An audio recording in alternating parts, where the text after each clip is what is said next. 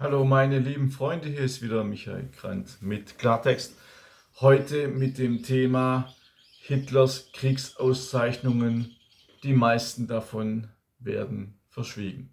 Um sich ein objektives, nicht glorifiziertes Bild von Adolf Hitler im Ersten Weltkrieg machen zu können, ist es wichtig, auch auf die Auszeichnungen, seine Kriegsauszeichnungen näher einzugehen.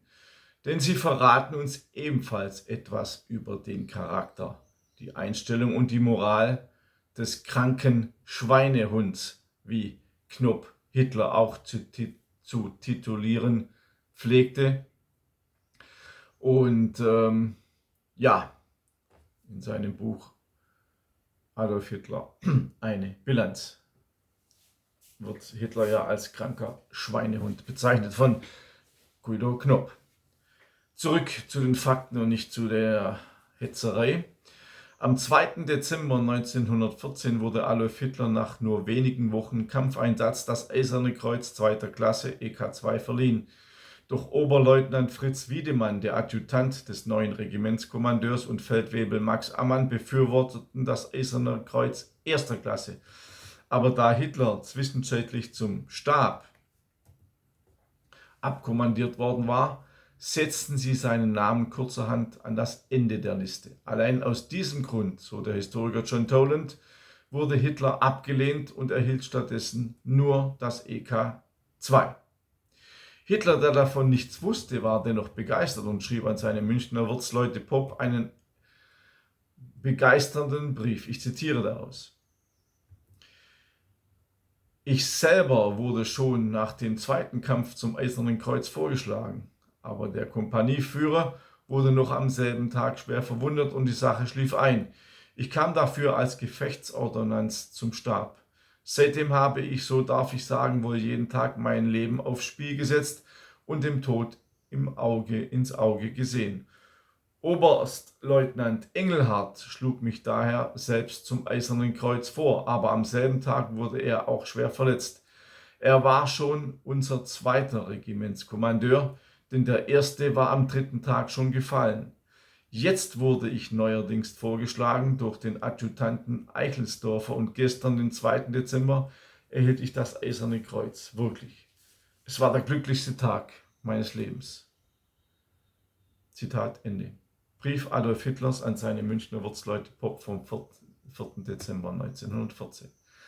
Hitler hatte den Respekt seiner Kameraden und Vorgesetzten gewonnen.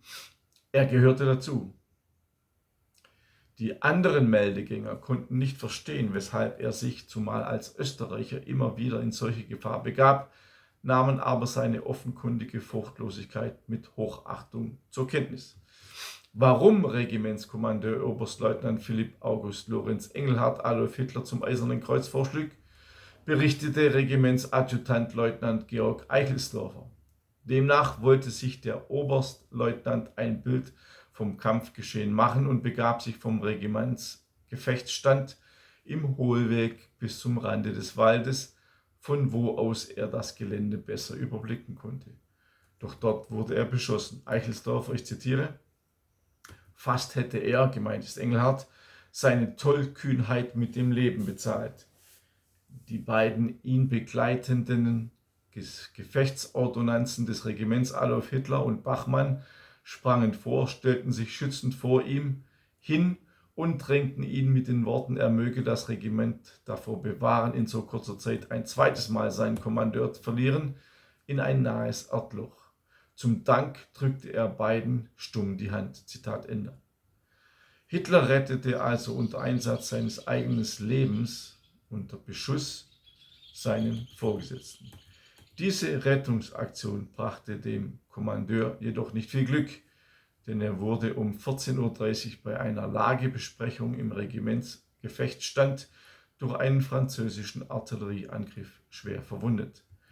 Hitler schreibt in seinem Brief an Ernst Hepp vom 4. Februar 1915 über diese Begebenheit, ich zitiere: Wir waren kaum 5 Minuten draußen, gemeint ist der Unterstand, als eine Granate in das Zelt einschlug, den Herr Oberleutnant Engelhardt schwer verwundete und den gesamten sonstigen Stab teils tötete, teils verwundete. Es war der furchtbarste Augenblick meines Lebens. Oberstleutnant Engelhardt wurde von uns vergöttert. Zitat Ende. Daraufhin übernahm Oberstleutnant Friedrich Petz noch am selben Abend das Kommando. Am 17. September 1917 erhielt Hitler in Hochstadt das Militärverdienstkreuz 3. Klasse verliehen und am 9. Mai 1918 das Regimentsdiplom für hervorragende Tapferkeit vor dem Feinde während des Einsatzes in Fontaine. Am 18. Mai 1918 folgte das Verwundetenabzeichnen in Schwarz mit Schwortern und am 4. August 1918 aus der Hand des Regimentskommandeurs Major von Tubeuf sogar das Eiserne Kreuz 1. Klasse, eine für einen Gefreiten seltene Auszeichnung. Er hatte sie dafür erhalten, dass er wichtige Meldungen unter schwierigen Umständen in vorderste Linien gebracht hatte. Hitler wurde wegen hervorragender Tapferkeit vor dem Feind ausgezeichnet.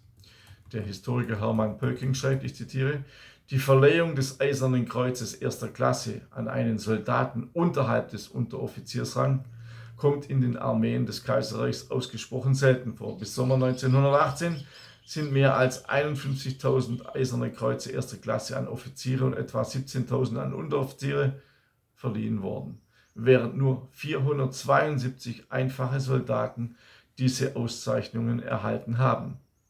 Hitler war also einer von 427 einfachen Soldaten, die das Eiserne Kreuz 1. Klasse erhalten hatten, und das bei einer Anfangstruppenstärke von 5 Millionen und einer Heeresstärke von 13,5 Millionen Mann im Laufe des Krieges.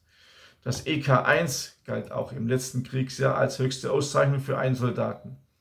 Am 25. August wurde Adolf Hitler dann noch die Dienstauszeichnung 3. Klasse verliehen. Die Auszeichnungen Adolf Hitlers im Ersten Weltkrieg, 2.12.1914, Eisernes Kreuz 2. Klasse, 17.09.1917, Militärverdienstkreuz 3. Klasse, 9.05.1918, Regimentsdiplom für hervorragende Tapferkeit, 18.05.1918, Verwundetenabzeichnung in Schwarz mit Schwertern, 4.08.1918, Eisernes Kreuz 1. Klasse, 25.08.1918 Dienstauszeichnung 3. Klasse. Diese Auszeichnungen sprechen nicht gerade für die Lügenthese, Hitler sei feige, hätte sich gedrückt und seine Kameraden wären ihm egal gewesen. Dennoch verschweigt man fast alle Auszeichnungen, außer das Eiserne Kreuz, in der Geschichtsschreibung. Es muss einfach zitiert werden, dass Hitler so ein feiger Schweinehund gewesen ist, was er bei objektiver Betrachtung aber nicht war. Im Gegenteil, er war mutig und tapfer und das ist keine Glorifizierung, das ist einfach eine Tatsache. Und Schwurbler, ihr könnt einfach nicht wegschwurbeln, dass Hitler mutig war und viele Auszeichnungen bekommen hat. Das möchte ich nur klarstellen. Es geht um eine historische Klarstellung. Alles dazu in meiner Buchreihe Adolf Hitler. Eine Korrektur deshalb, weil es sehr viele Lügen gibt. Korrektur heißt aber nicht Glorifizierung, Korrektur heißt aber auch nicht Dämonisierung, Korrektur heißt Objektivierung. Versteht ihr das endlich, Schwurbler und Kritiker? Objektivierung. Widerlegt alle meine Quellen, keiner hat es bisher geschafft. Die Reihe hat bisher 6 Bände, ist sehr erfolgreich. Und auch mein neues Buch, ein Sonderband aus der Reihe Deutschland muss vernichtet werden. Und zwar Völkermord, Vertreibung und Zersetzung des deutschen Volkes 1914 bis heute. Es geht um alle Massaker an uns Deutschen von 1914, die Millionen Tote gefordert haben.